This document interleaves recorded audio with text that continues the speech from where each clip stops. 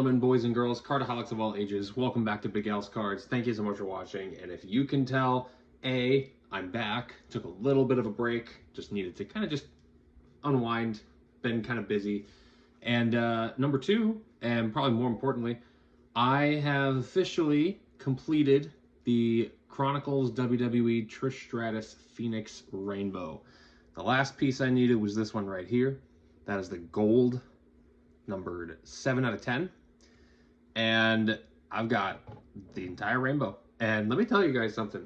It feels really good. So if you've never tried to go after a rainbow of somebody, I would highly recommend that you do so.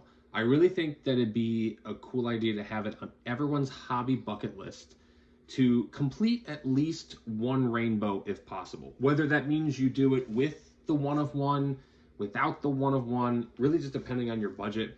I don't think there's a wrong way to do it, but I think at some point in your collecting career, you should go after a rainbow. This project took, I want to say 3 months to do. First one I got was actually, I think, the red and the blue. And I just really liked the image of the card. I pulled the silver myself. And at that point, I'm like, okay, I have to go after this whole rainbow. Why not?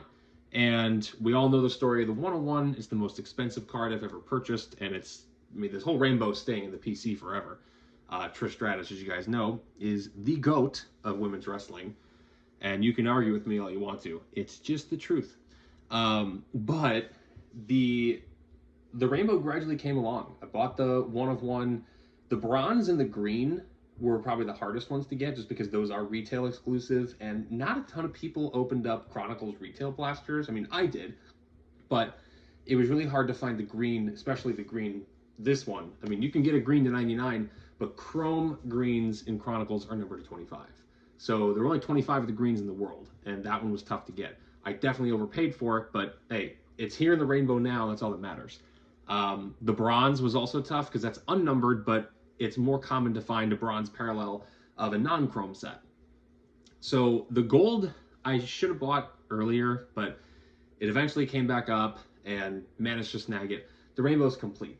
I had a lot of fun chasing after the different parallels, and to be able to say that I have the complete rainbow, I'm the only person who can say that. It's a really cool thing. Now, granted, somebody can say that they have the rainbow minus the one of one, and that's totally okay to do.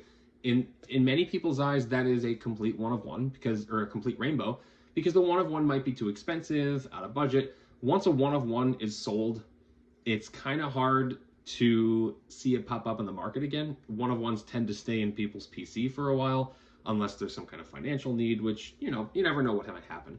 But you get the one of one off the board, and the rest of the rainbow, it's going to be tough, especially as you get into those lower number parallels, but it's a really rewarding experience.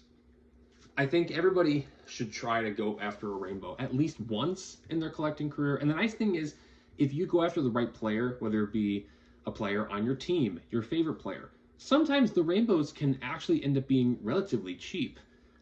You go after some of the guys in baseball who might not be super well known, and the rainbow can be really cheap to put together. I've put together an Ian Kroll rainbow. You might be wondering who Ian Kroll is. Well, Ian Kroll used to pitch for the Nationals and the Tigers. He also, his dad taught with my mom. So I had to go after his stuff for my collection, and I ended up doing a good chunk of those rainbows. They're not complete yet, but as stuff pops up, I'm willing to look at it, willing to buy it, right? I think that everybody at some point should go after a rainbow. So I used this video not just to show off this amazing Trish Stratus collection, but I also want to use it to challenge you guys. Go after a rainbow. Who do you collect? Is there a cheap rainbow you can go after? It doesn't have to be chrome. I feel like chromes look the best, but it can be a paper rainbow. It can be any rainbow you want, as long as you have one serial numbered parallel or unserial, as long as you have one parallel of every color that is available, then I think you have a complete rainbow.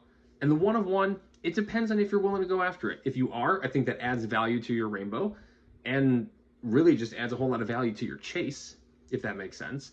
But at the same time, you don't always have to include it. You know, if somebody bought this card before I did, then that would be the rainbow. And honestly, without the one of one, it's still a really nice rainbow. I'd still be really, really happy with it. So, I mean, don't get me wrong. Glad I own that. But without the 1 of 1, I don't think it takes away from the fact that you've bought one of every single color parallel. So, the next time you pull multiple colors of the same guy, might be time to start going for a rainbow. But anyway, really just this video was to show off the Trish rainbow. But thank you all so much for watching. Let me know in the comments if you're going after a rainbow of anybody.